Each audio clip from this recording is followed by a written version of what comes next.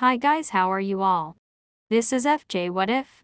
Today we are going to discuss about what if Naruto was Madara's student part 23. Before start the episode, please like and subscribe my channel. Chapter 23.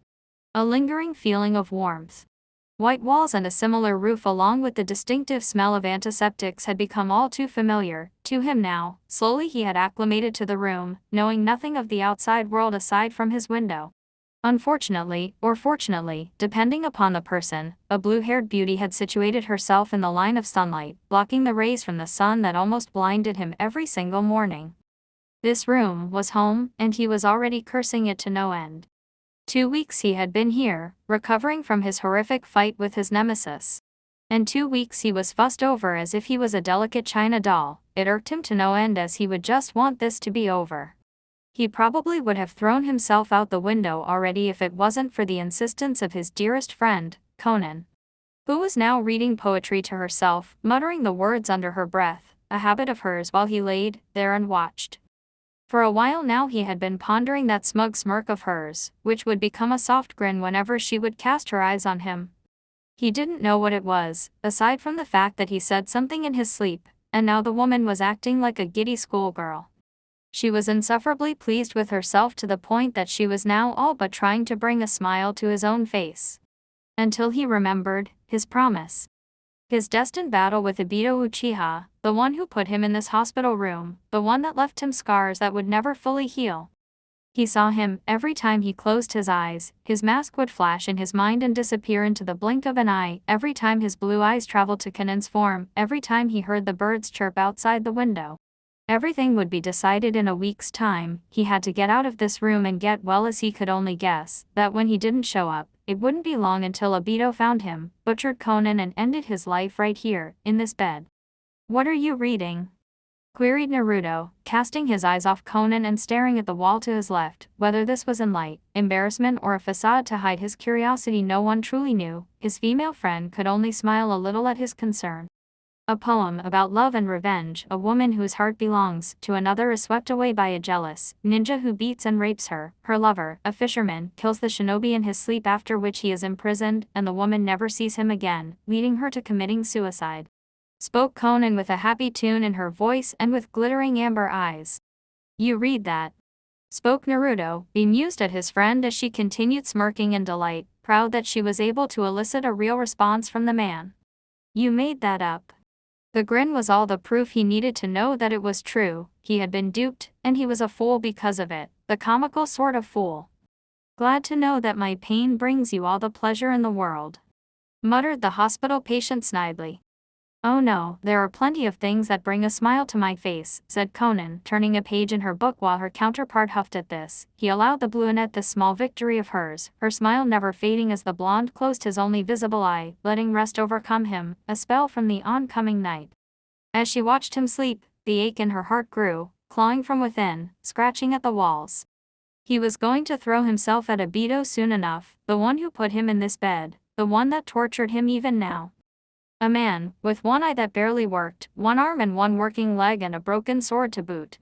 She wished she could stop him from this course, coerce him into giving up this pursuit, but she knew that no matter what words she offered him, he would refute every single one of them. Obito would come for him, always, to finish him off, and even now as she watched him, tossing and turning in his bed, sweating beating down his brow, it caused her entire being to hurt. She wanted him. She cared for him in more ways than she realized. She knew the very simple words she needed to speak, 3 words that carried the weight to move mountains. And as she watched him, giving into his nightmares, she could do nothing but comfort him, cursing herself as the blackness of the night swept over the sky. Flashback. He stood there, tall and stalwart as a statue, the fine sand scratching his feet and digging under his nails. His hair long and wild, caked with dirt, grime and blood, splotches of the red liquid coating his right cheek. Rags hanging limply from his body as he gripped a kunai in one hand and a fist dripping with blood. His steely blue eyes openly glared at the bandaged man that looked down from him on his pedestal, along with every other child that flanked him. All of them in the same state as he, all the same, all brought here, as slaves, orphans, abducted. It didn't matter to Danzo Shimura, so long as they could fight and kill, then each one was simply a tool for him to exploit and discard as he saw fit. It was only a stroke of blind luck for him that he had won the Kyuubi Jinchuriki from Hiruzen, snatching him from the Hokage's fingers, and now he could unleash that primal rage of his, spilling the blood of those who trespassed against him. It was brilliant in his eyes, a diamond among rocks. He had the perfect weapon at his disposal, and he would unleash it upon those who would threaten his village. All for the village, he told himself, no matter how dark his actions were, or how deplorable the methods he used. If it was for the good of Konoha, then nothing was above his will to protect what was precious to him. And now he was breeding the perfect army, the perfect warriors, each to be ushered onto his enemies, but first, he needed to weed out the weak.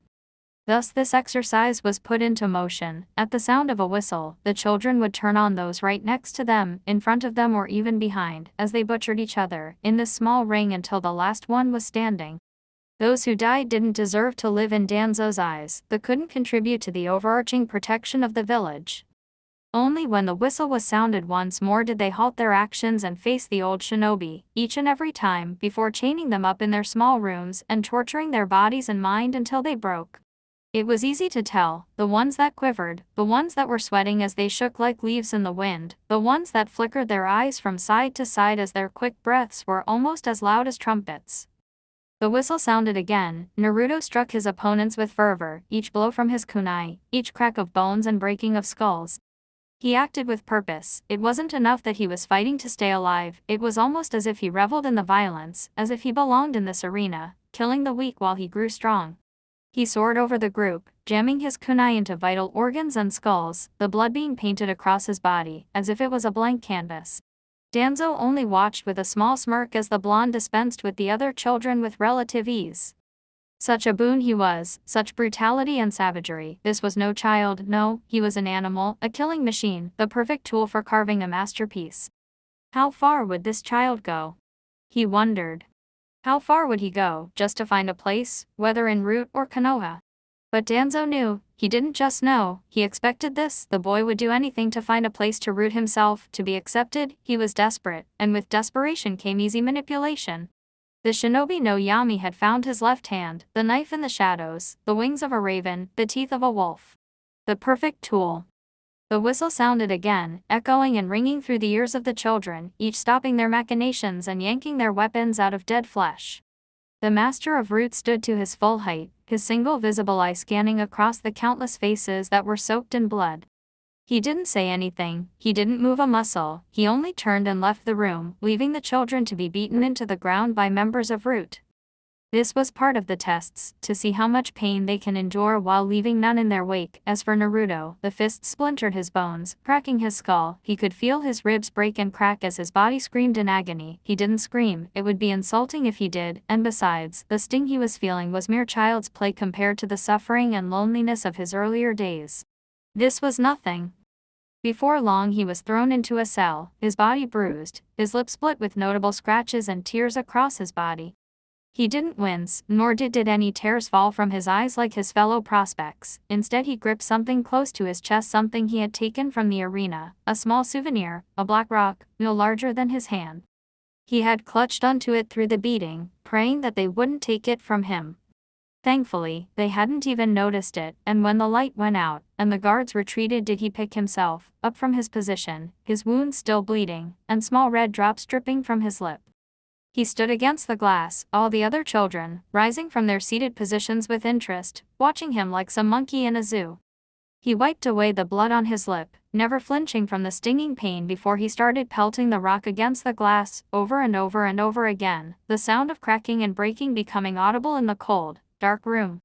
Soon enough the tips of his fingers were bleeding, the skin being grated off by the rough, hard rock. He didn't care, pain didn't matter to him anymore, only the goal, only the breaking of the glass. Soon enough small, minute cracks began to sprout off the glass, and with it the pitch of his screams grew as he struggled against the near-invisible barrier.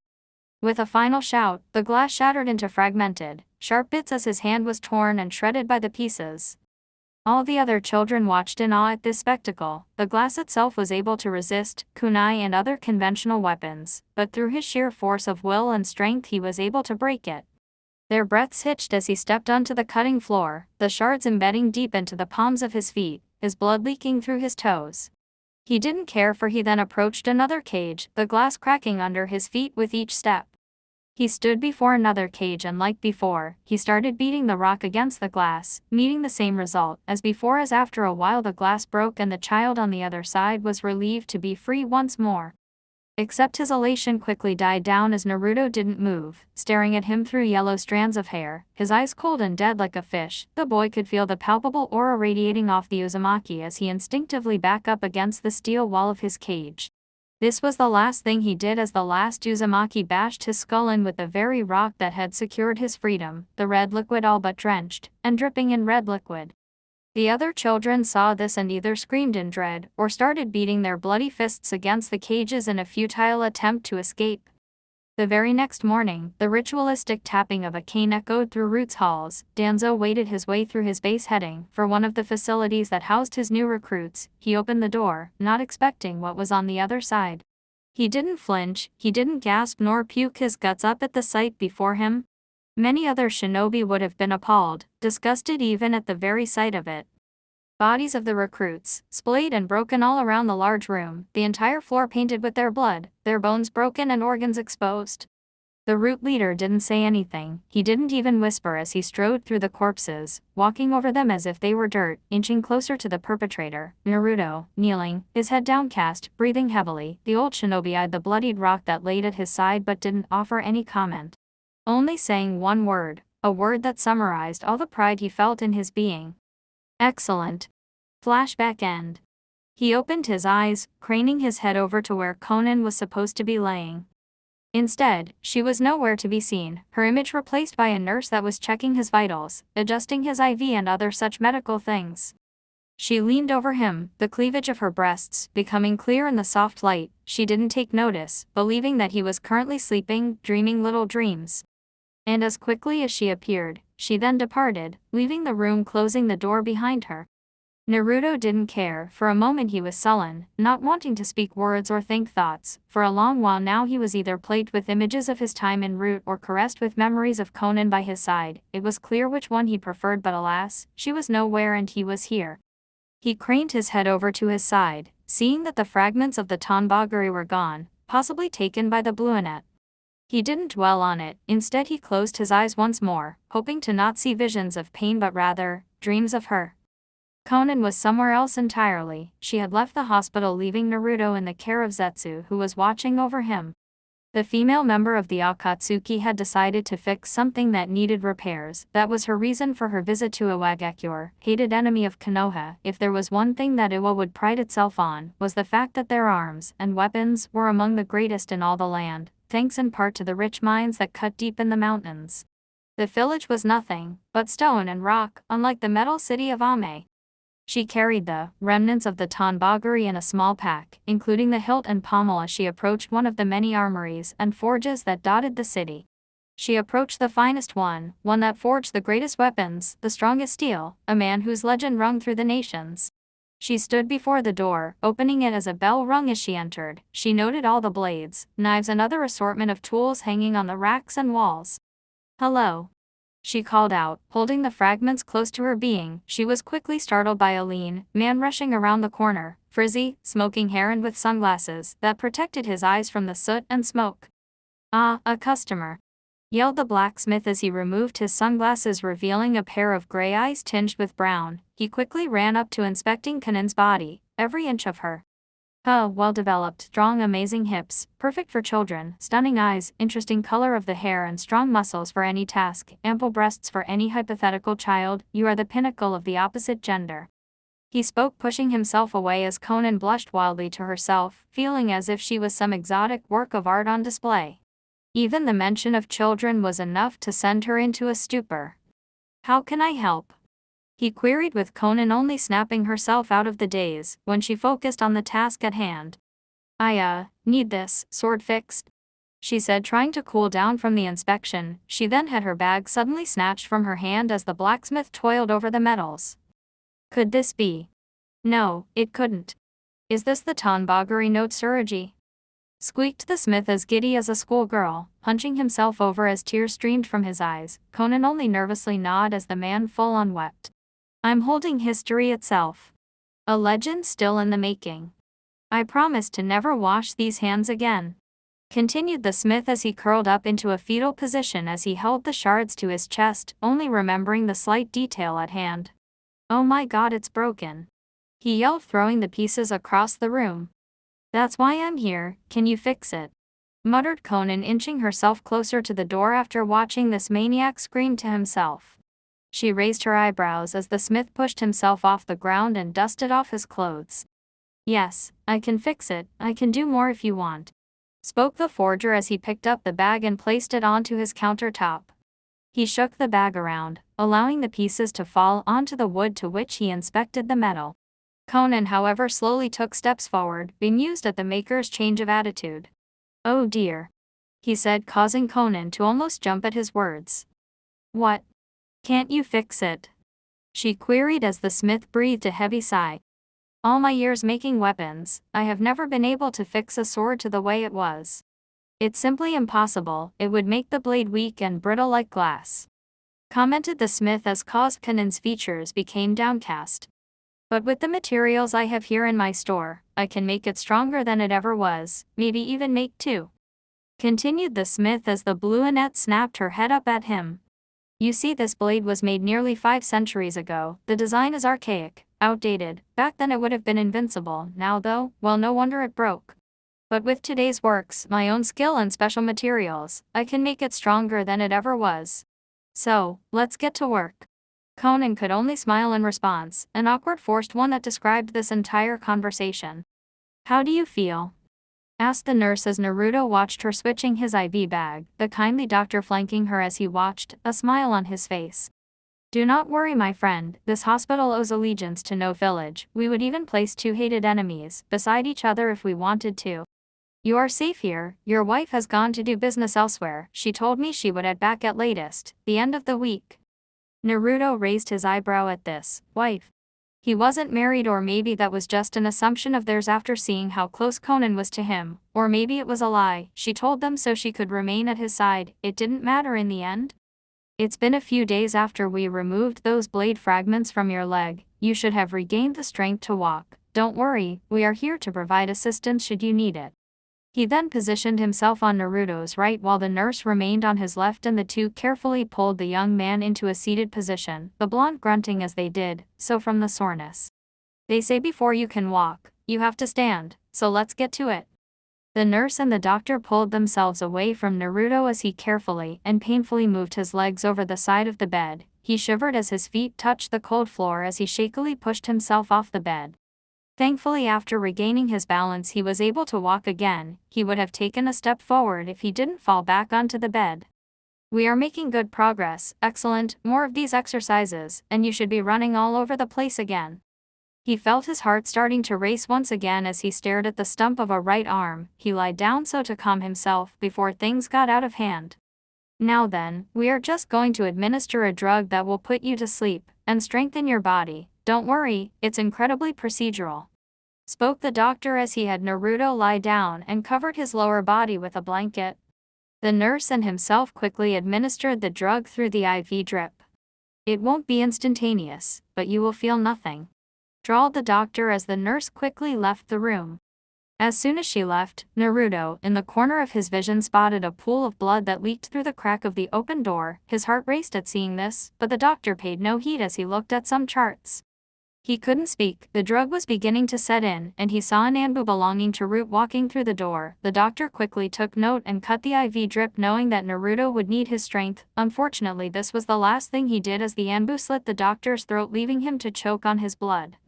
"You're not an easy one to find, Naruto. Danzo-sama has been very keen on ending you before you become too much of a threat," spoke the Anbu as he circled around the bed. Naruto could barely lift his arms to defend himself, the drug temporarily numbing his body.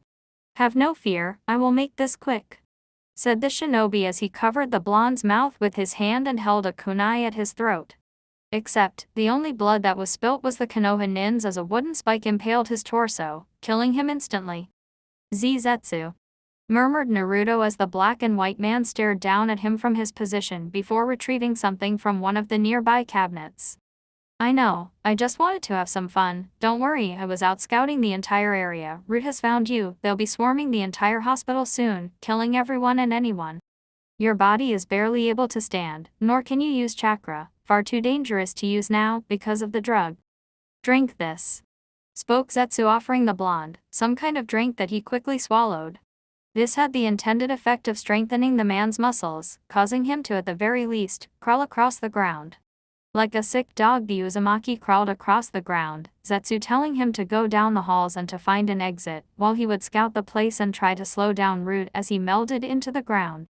And with that, the student of Madara staggered out of his hospital room. Thankfully no other Root soldiers had made it to the floor, and he was quickly regaining whatever strength he had to shakily walk across the hall, leaning against the hard walls for help. It was horrible. The halls were near pitch black and fires raged outside. Screams could be heard ringing outside the windows and the sound of clanging metal resonated through the ground.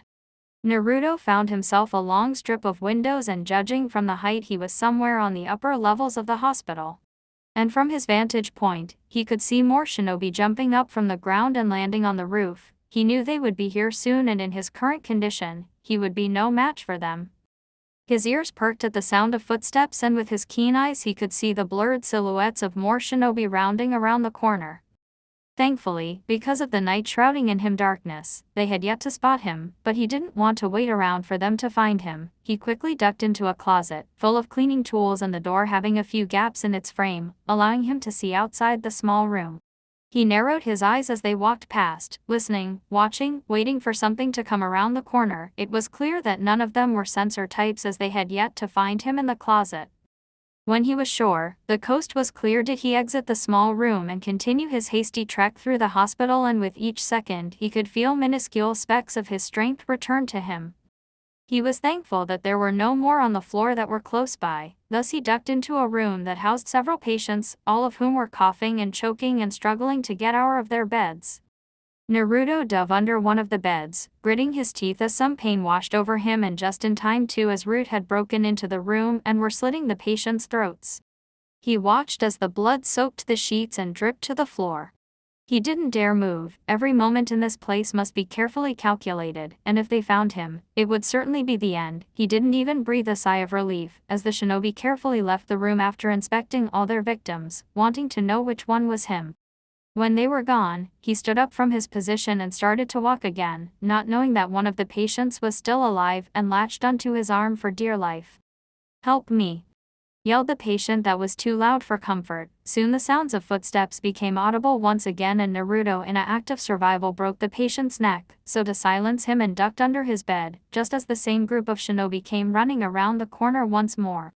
When they left, he picked himself up again, and started crouching and slithering past doors and halls. As he delved deeper into the hospital, he found dead bodies of patients, doctors and nurses littering the halls. He swallowed what little pity he had for them and continued onward. He finally made it to the stairs, feeling a group of Root hot on his tail. He descended down, sensing a group of them just 2 levels above him. He had to push his limits and scurry down with hastened speed, almost tripping a couple of times. He soon found a small group survivors huddled together, frantically asking questions and looking for a safe way out. His time with them was short, as Root raced around the corner and quickly ended all of their lives. He barged through a room just as the massacre occurred and quickly shut the door behind him with his foot as the screams continued. He didn't have time to react, as he was suddenly lifted to his feet and slammed against one of the walls, a gasp of pain escaping his lips. He grunted as he felt the cold metal of a kunai pierce his shoulder. He bled a little as the weapon was removed and the Root agent tried to stab it into his neck this time. He gripped the shinobi's wrist, desperately trying to fight him off with what little strength he had. The two wrestled with the other as both tried to keep their grip on the knife. They fell to the floor in a tumble, splayed limbs jutting all over the place, the Anbu dropping his kunai, and Naruto swiftly picked it up before lunging on the shinobi and using all of his body weight drove it into the nin's chest with some resistance. He took sharp intakes of breath as he removed the kunai and tucked it into the band of his pants, never knowing if he was going to need it later. Not wanting Root to find their friend with him by his side, did he crawl across the ground, keeping low like a predator, stalking their prey. He almost flew across the ground as he ran across the floor, coming upon a hall of corpses that were left there by Root. He approached a gate that barred anyone from trying to run away or keep them in. He opened up the gate, keeping the kunai in hand as he traversed down another set of stairs. He ducked into another hallway that led to the front gate of the hospital. It was slightly foolish, considering that route were surrounding the facility. But sometimes one has to take risks. He was thankful that he ran into little resistance, and as he opened a door in the side of the great hall leading out of the hospital he finally slowed. There were far too many route for even him to take out. The one he battled earlier was an act out of desperation rather than ease.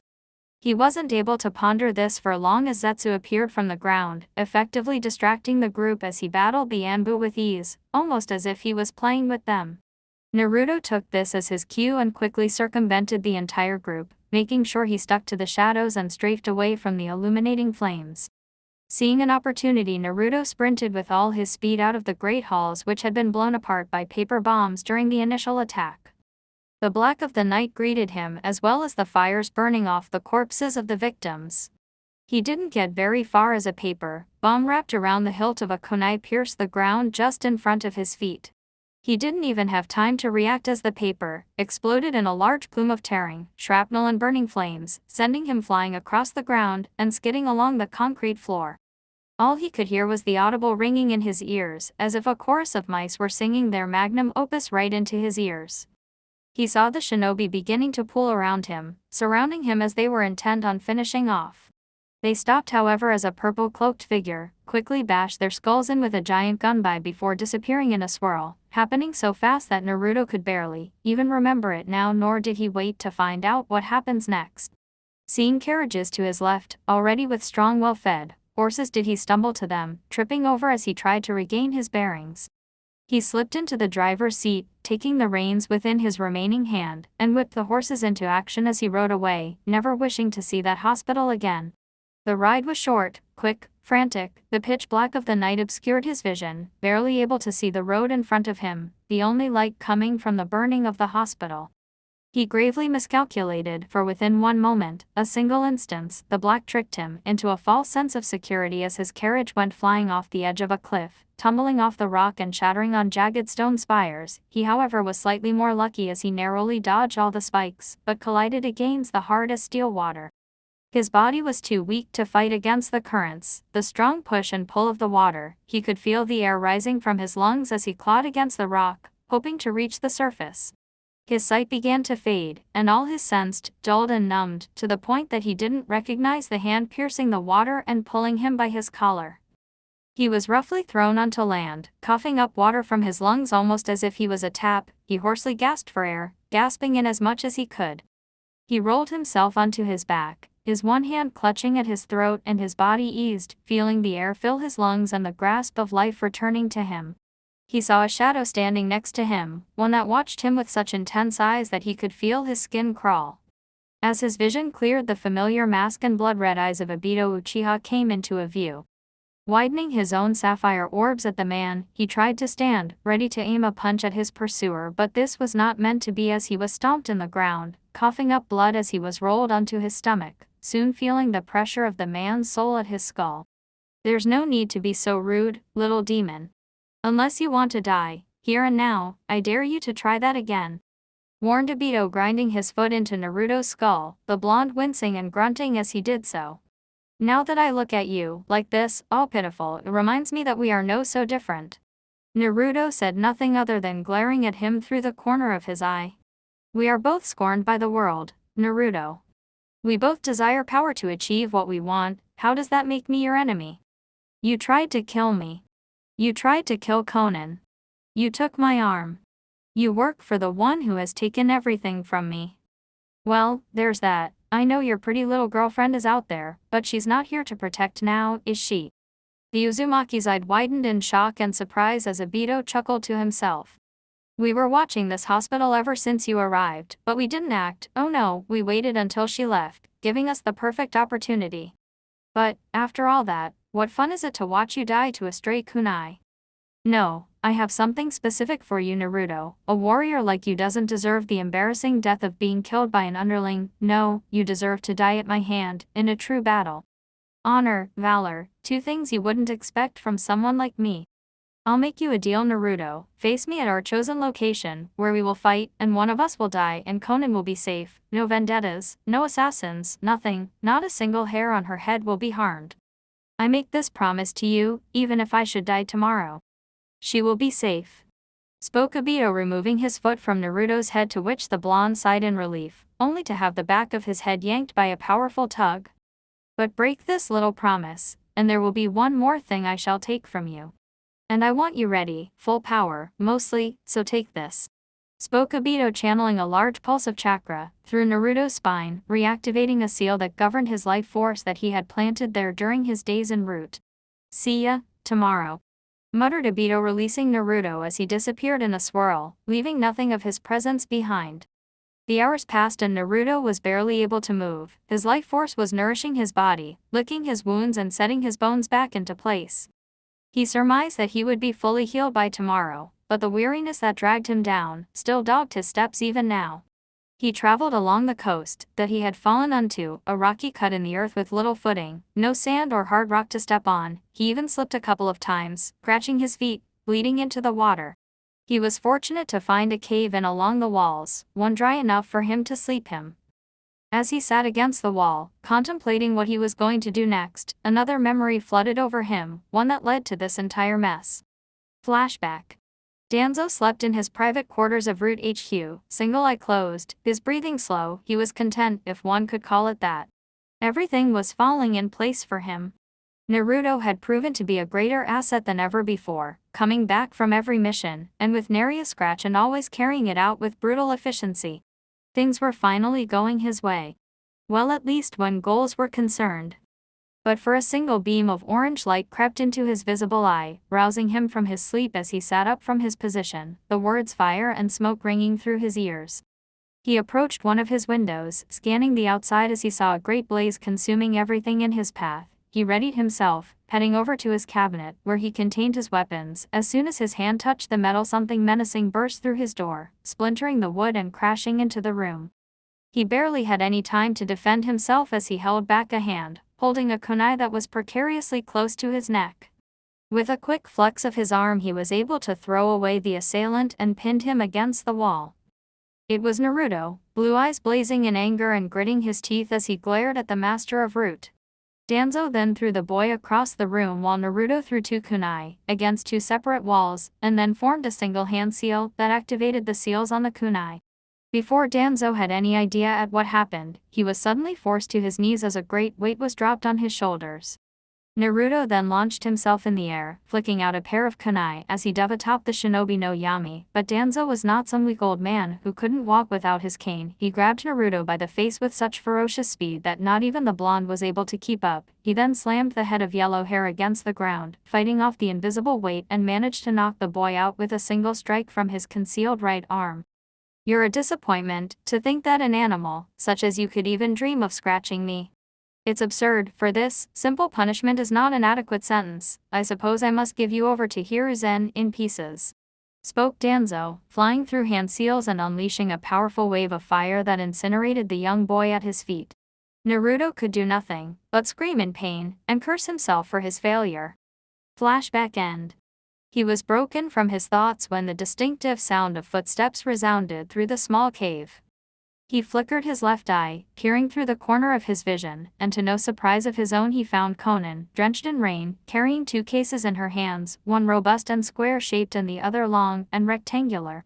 He could see, it was clear, the image of him, tired and broken before her eyes, hurt her more than any wound or scar. He said nothing else than diverting his sight to the ground, not wanting to look her in those brilliant honey-colored eyes.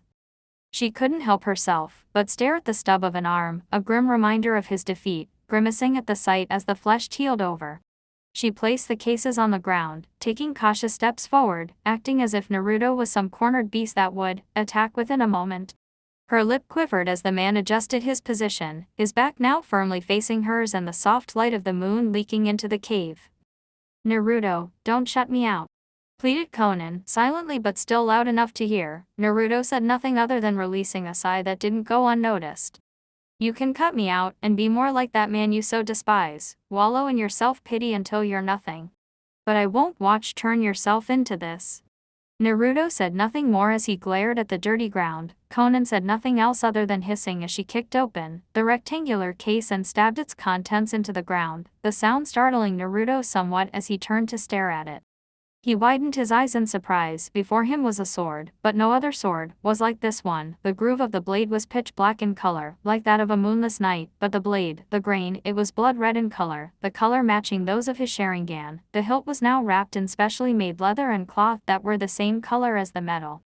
When there was previously no guard for the sword, instead in its place was a reinforced, ornate guard with a single, smooth ruby, sitting snugly in the metal, and on the pommel was a small string with a red magatama.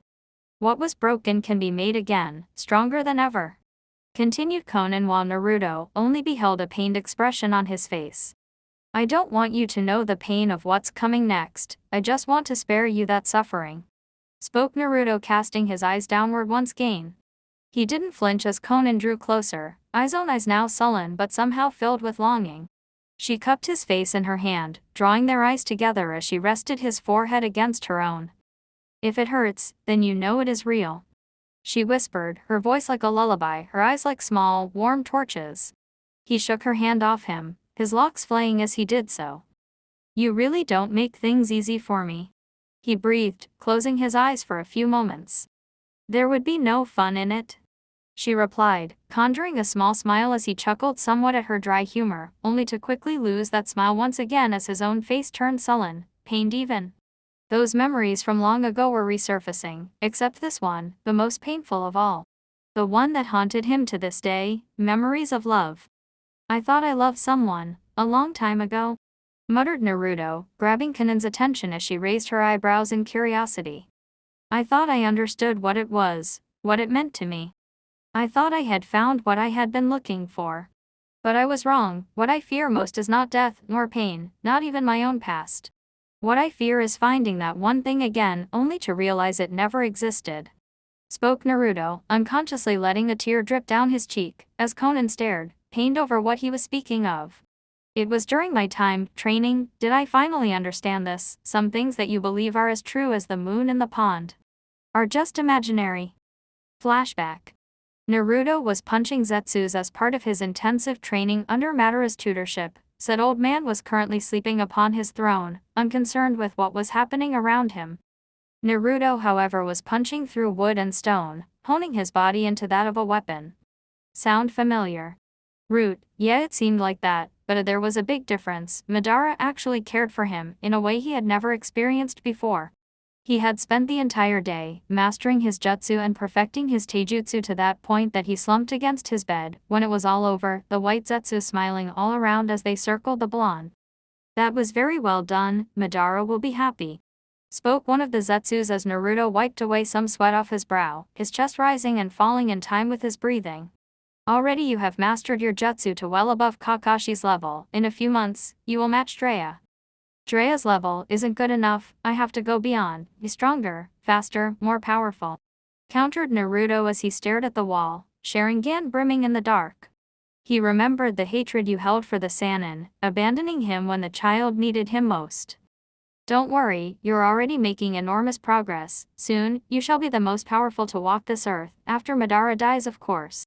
Don't be so nonchalant, as if a weak bug like you can even match up against him is an insult, spoke Naruto, furrowing his brows as he breathed in response.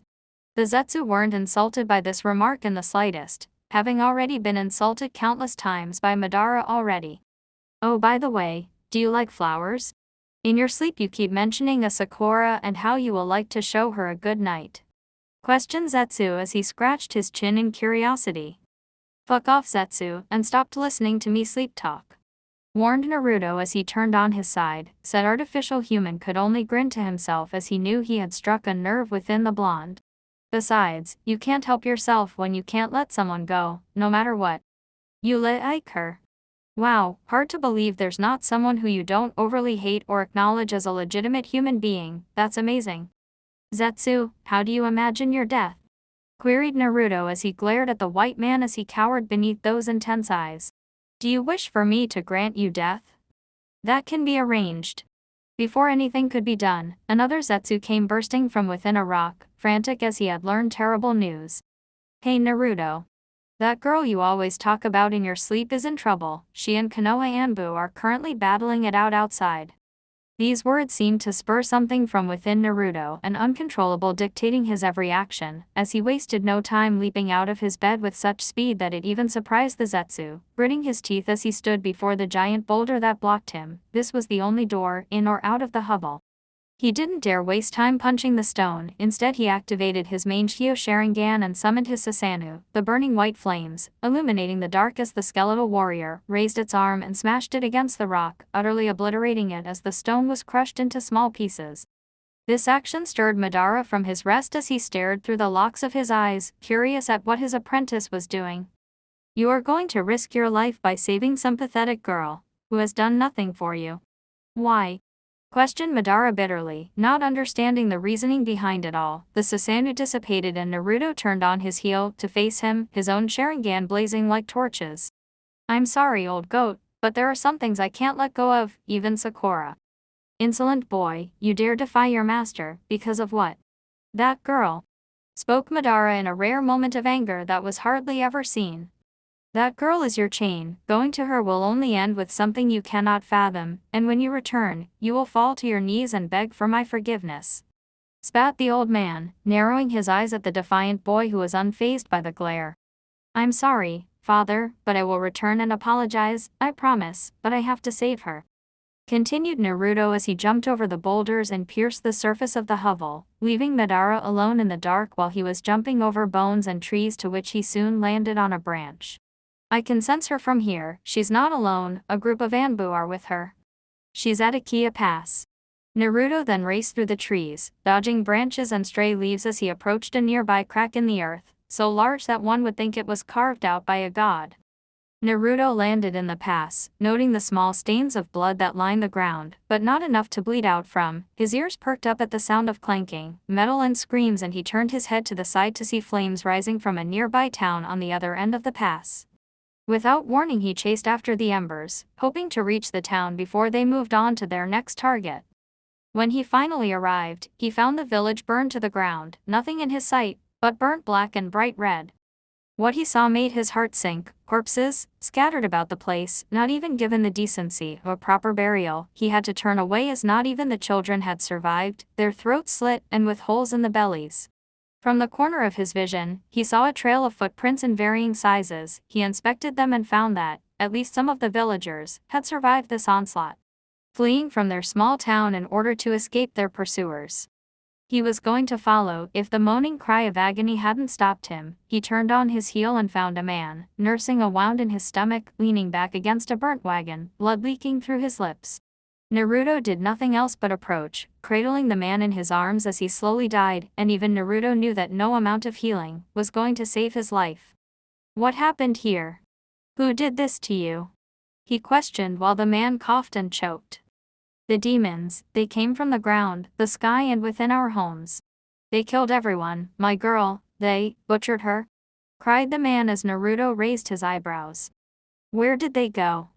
Queried Naruto as the man with great effort raised his arm from his wound, his red hand pointing towards the direction of the footprints. After them, were his final words as his hand slumped to the ground and he died within the blonde's arms. Naruto, showing respect when the one who did this did not, closed the villager's eyes and gently laid him upon the ground. He surmised that a group of shinobi had attacked their village and Sakura and the Anbu had come to intercept them, with little success. Now all the groups were descending further into the pass and all the Sharingan user had to do was follow the tracks. He chased after them, of course. With each step he hastened his trek. The moon was soon becoming shrouded by the blanket of black clouds, but it wasn't too dark. He widened his eyes in horror as he passed by bodies of men, women and children, all in a similar state to the ones back in the burned village. He soon felt the familiar flicker of chakra signatures up ahead, and to his shock, he could feel several of these signatures being snuffed out like flames.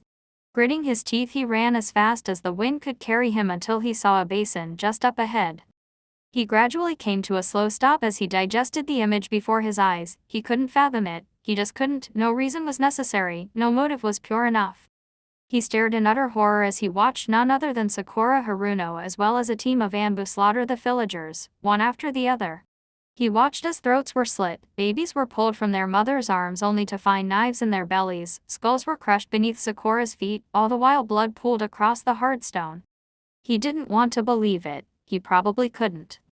Despite his hatred for Konoha, despite how they saw him as a demon, some small flicker inside of him, yelling at him that they could never perform sins like this, not Lyle this. But as he watched Sakura slit a girl's throat, no older than she was, did something snap within him. He just couldn't believe that Sakura could bring herself to do this. After everything they have suffered through, she would kill innocent people without a second thought.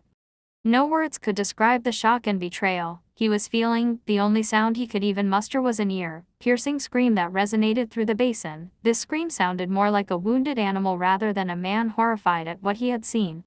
He soon grabbed the attention of the Anbu while Sakura looked on confused. Through a sheer stroke of luck, blood had seeped into her eye, clouding her vision as all she was seeing was a black blur screaming to himself.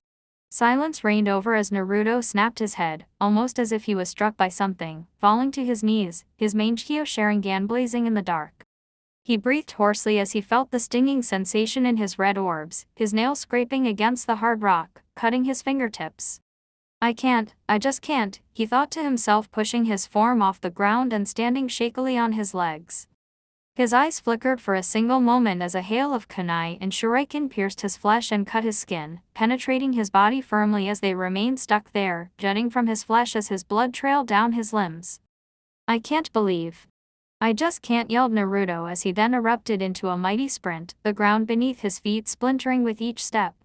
He neared one Anbu who drew his sword ready to counter the blonde's advance. This action was his last as Naruto planted his flat palm against his chest.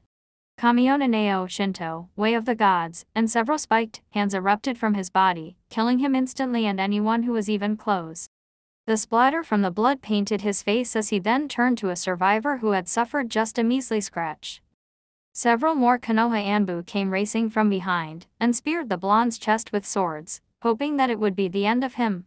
They were wrong as Naruto spun around on his heel and planted paper bombs on their chests that he had kept on him previously while training. He then kicked them away with such force that it broke their bones and their comrades perished within the devouring flames of the respective explosions.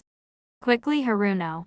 Grab the intel, yelled the captain, but with his words, something snapped Naruto into a primal frenzy as he then raced towards Sakura, who was bolting towards a certain body among the masses, not focusing on the blonde beast that was nearing.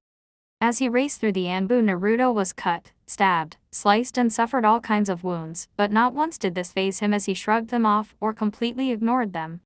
When he broke through, he didn't even give Sakura a chance to defend herself as he smashed his fist right into her head, sending her skull plummeting to the ground, causing spiderweb cracks to emanate from the impact. He continued this as he slammed his foot into the back of her head, feeling it crack beneath his heel.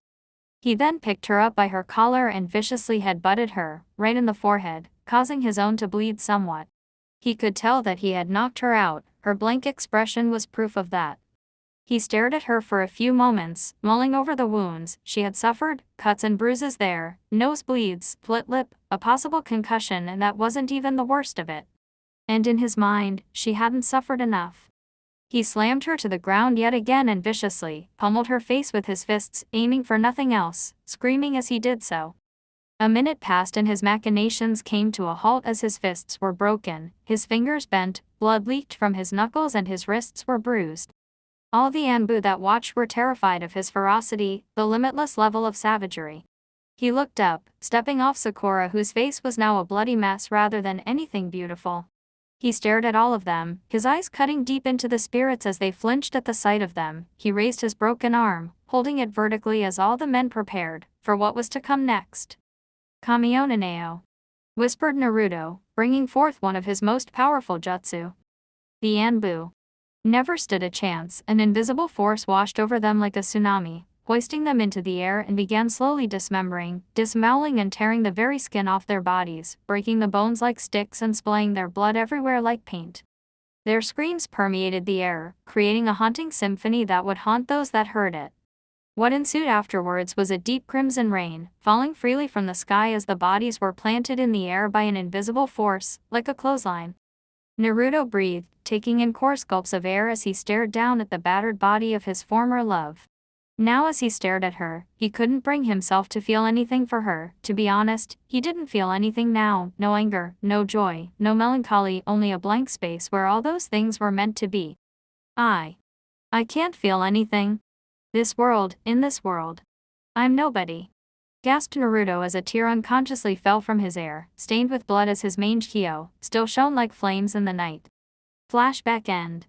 She stared at him in a mix of pity and horror, to think that a village that Konoha could perform so disgustingly brutal. She did have low opinions of said village, but she could never think that they would bring themselves to perform such atrocities. It made her want to vomit. As it turns out, a shinobi had broken into the village, stolen vital intel regarding the Anbu Black Ops. They disguised themselves as simple villagers and slowly made their way across the countryside. Konoha followed, and because of some little trickery, they butchered every village between Iwa and Konoha in a mad rush to retrieve the intel, until I put a stop to it. In the end, Sakura lived, though I believe she carries the invisible scars from that battle. His features soon became forlorn at the idea of her. Even their meetings over this short time has dredged up finds he would prefer to keep buried. You loved her, stated Conan, her lower lip slightly quivering, dreading the probably answer. Yes, he said. The words hit Conan like a ton of bricks as she lowered her head in slight hurt. She stared at the ground as she tightened her fingers, wrapping handfuls of her clothes. She was the only one I ever truly loved, someone who I could not cut away. After that moment, any shred of feeling for her was removed, the illusion of her dissipated, as I fell into the bowels of my own cage. Soon enough the only one I would love after that was the old goat, the only one who showed me true kindness. With him gone, there was no one for a long time. What about now? Queried Conan, head still bowed down. Naruto's eyelids lowered for just a second, contemplating the question he had been asking himself for so long now. He could feel his heart beating against his chest, the blood racing through his veins, the undeniable thirst at the back of his throat. He turned to face her, hoping to force the words through his lips, but he couldn't bring himself to say it. He just couldn't, so instead, perhaps his actions would speak louder than any words. Lemon warning. He cupped her by the chin, an act that took her by surprise. What was even more surprising was the fact that he pressed his lips against her own. Overcoming her surprise, her gently closed, savoring the touch this small moment between them as she wrapped her arms around his neck, deepening their connection as their passion for each other poured forth. Their tongues gently worked their way into the mouths, caressing their teeth as both battled for dominance. This dance of theirs persisted for minutes. Each movement, each pause of breath was perfectly in sync with the other. But it was clear from their throes, they wanted more. They wanted to kiss, explore, learn everything about the other in this exchange of feelings. He smoothly pushed her to the ground, never breaking their lip lock as she laid on her back, his sole remaining arm balancing him as their chests pressed together. The heat was inebriating, each touch exhilarating. They had been waiting for this for so long now. It filled them with more euphoria as they continued their ministrations. Her hands explored his muscular, toned chest, massaging every ripple, every contour. To her disappointment he pulled away, kneeling as her legs began to circle his waist, sweat dripping down his neck while beads poured down her forehead.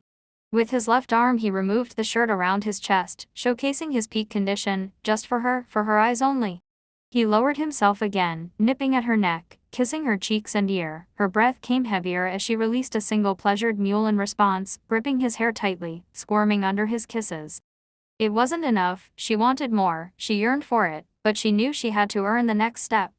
She bit her lip as she pushed the blonde away, placing a hand on his chest and easing him onto his own back, earning a small groan of displeasure as a reward. She didn't mind, it brought a wry smile to her lips as he tensed and writhed at her touch. She carefully straddled him, sitting on top of him as his hand explored her thighs. Removing her own hand from his sculpted chest, did she gracefully remove her cloak, letting it fall to the ground like a leaf, showcasing her clothed bust. Her smile grew larger, seeing his annoyance at her assets being covered by a simple cloth. Her hand reached to the back of her robe, the one she would wear under her cloak, and pulled down on the zipper, slowly, an attempt to torment her lover even more. For him, the weight was excruciating. This one enjoyed toying with him, toying with his primal instincts. He released a gasp of release as she removed the article of clothing, revealing her splendorous breasts. He wanted to say something, compare her to the angel she likened herself with. For, in his eyes at the very least, she was heaven itself. He pushed himself up, meeting with her lips as they began their oral war once again. This time a hand cupped her left breast, massaging it in his palm. She moaned into his mouth. His touch was like ecstasy. His finger made her spine curl. It got to the point she broke their lip lock in favor of catching her breath as he continued his machinations. She arched her back in surprise and pleasure as his lips circled the hardened bud, while his sole hand continued to play with her other breast. Her raspy breaths rose in frequency as he suckled on her nipple, tugging it gently with his teeth. In response, she gripped his hair, almost pushing him further into her embrace as she cried and moaned in delight. He moved his tongue and lips at a torturous pace, sweet revenge on his part. His free hand removed itself from her breast and trailed down, along her spine, the sensation sending chills that ran up and down her back. He then gripped the flesh on her posterior, an act that made her gasp in response at the touch. Normally she would kill the one who dare touch her this way, but Naruto's touch, the softness, the luscious feeling, it made such feelings fade away in the bliss. It didn't help with the fact that she felt the rock-hard pillar, poking her in her sacred places. And no. Not yet. She breathed, a blush covering her features as Naruto stared up at her, relinquishing one of the buds as she gazed down at him. "Take it off," she ordered, standing up and taking a few steps back as the blonde moved his hand and removed his pants, receiving some help from his lover. When it was released, Conan gazed at the firm rod. She noticed Naruto sitting up, sorting himself into a seated position, but she would have none of that. The brunette pressed her hand against his chest, guiding him back to the ground. "No," was all she said. She stood up to her full height and softly removed her pants, her fingers slipping them off her supple legs, hiding her lower lips with her hands, teasing him some more as he watched from his laid-back position. She got down on her fours, like a cat, her amber eyes shining in the moonlight. He gasped as she licked at his cock, the sensational feeling of her tongue, licking the tip, the saliva that dripped down it. Now his own back arched, and he gasped in pleasure at what she was doing. It anguished him, knowing that he wasn't in control, that he was at her mercy. It was all he could think of as her mouth encircled the tip of his penis. She could hear her name escape his lips, lost in the act as he felt her teeth scrape against his shaft. She bobbed her head slowly, gently, eliciting eager mewls and groans from him as she licked and lapped at the tip of his sex. She could feel a twitch upon her lips and his legs moved and squirmed in response. She didn't care. For so long he had experienced insurmountable pain. For tonight, she wanted to wash that away with joy and delight. She stopped her ministration, seeing that they both wanted something more. She moved again, her hips swaying as she moved on her fours, her honey-colored eyes locking with his own blazing sapphire. She barely had any time to react as she was soon pinned on the ground, Naruto having taken the control back from her. They stared at each other still, their hot breath hitting the other's face and his hair tickling her cheeks. She kissed his neck and he pushed her onto her stomach, lying prone on the ground as his shadow enveloped her. He kissed her neck once more, her skin shivering at his touch. "I've wanted you for so long," he spoke, breath raspy, his eyes foggy as he nuzzled his face into her neck. "Please, I want you," she begged as he lined himself up at her entrance, her sex wet and moist, longing for him. He kissed her cheek as he plunged himself into her. She gasped, a small trickle of saliva escaping the side of her lips as he filled her up. He was gentle, pushing himself deeper, slowly, gracefully, ensuring she wouldn't be hurt. For him it was hard not to ravage her. Her walls squeezed his girth, to lose control. It was a task to even restrain himself as she moaned under him. Naruto felt his heart flutter in his chest, and he pressed himself deeper into her sheath. As the two had become one, he was sure. No doubt clouded his mind, no trickery was at play. He felt something for Conan, something that he was torn out from him a long time ago. She breathed again. Upon the wind he could hear her begging, more, harder, faster, and so, with those orders in mind, he drove himself into her, faster, harder, and with more passion. As he quickened the pace, the sound of her mewls became louder, heavier, right against his ear, and the sound of naked flesh, slapping naked flesh, was soon audible. She bucked her hips, matching his rhythm, something he grit his teeth at as he tried to contain himself. He then claimed her mouth, a difficult task since he was on her back, but he still accomplished it nonetheless. She moaned into his lips as he pounded into her. She gasped for air when they separated, only for him to kiss and lick her neck. She felt his walls tighten under him, a small clue that she was close. He never stopped, never wavered. He only pressed his lips against her ear. "I love you," was all he said. He had said it, the words he couldn't bring himself to say earlier. She smiled, not one overcome by passion. No, this was the kind of smile reserved only for the most content of moments. His hand gripped hers tightly as the elation washed over them. He grunted and breathed as he gave slower, heavy slams into her as he released his seed into her womb. She screamed in pure bliss, her fluids gushing out as the two let the orgasm ride over them. The two remained prone like this, never moving, only breathing as their weary eyes closed for a single second. She opened her eyes, the sight of his hand encircling her own, stroking her fingers. She moved under him, his length being removed as she stared at him, his eyes half-lidded as her free hand stroked his cheek. She pressed her lips against his, never capturing a sweet kiss but not pulling away. She had to say it, let the words loose like a floodgate. "I love you," was she said as she snatched his lips in a tender, chaste kiss. Lemon end. The hours passed by, and the two had drifted off into content sleep, bodies pressed together as their warmth staved off the cold in the cave. Except, one had to wake from this dream of bliss, one who was reminded of the constant reminder of his coming fate. Naruto awoke. In a few hours, he would be forced to fight Obito, to decide his fate as well as Kanen's, a fact that he had hidden from her. And when he looked upon her face, smiling, little dreams did a painful pang in his chest reverberate through his being. He sighed, carefully removed her entangled limbs from his own, quiet like a mouse. He sat up, staring at the cases that Conan brought with her, the reforged tonbagari jutting from the cast, his eyes upon the second case and approached that one instead. Opening it up, he widened his eyes slightly at what it was before, returning his gaze upon Kanen's naked, sleeping form. A few minutes passed, and he was now fully dressed in his brand new battle attire. He now wore a pair of Toby pants decorated with gray lines, a golden sash around his waist with a blue sea and waves design, held together by a single rounded buckle with the ends of the sash hanging between his legs. His shins and feet were covered in old-age shinobi greaves, arranged into metal segmented pieces, that ran up his shin. His entire chest was covered in segmented, but highly durable metal that allowed for flexibility and protection. His shoulder guards, however, remained in the same as it was previously, as was his gauntlets, but now lacking less spikes.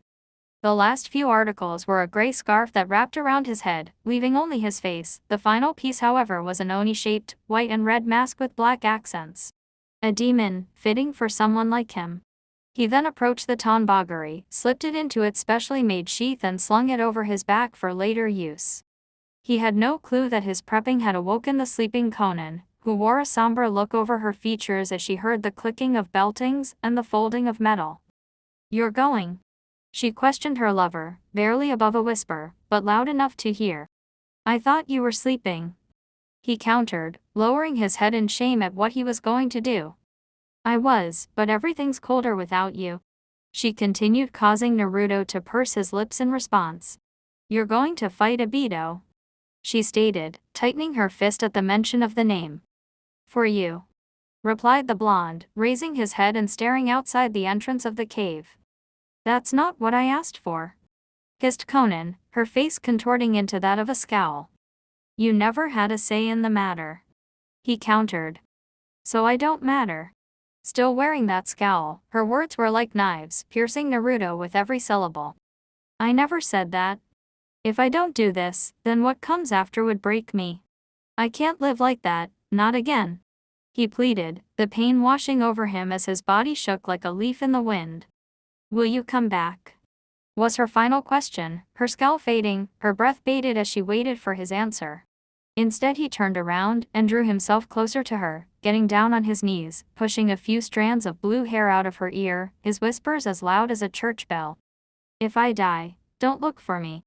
Those were his last words, as he disappeared in a gust of wind, tears cascading down Kanen's face as she poured her heart out on this night, only to learn it would be ripped from her chest. Love hurts. But that's how you know it's real. End of chapter 23.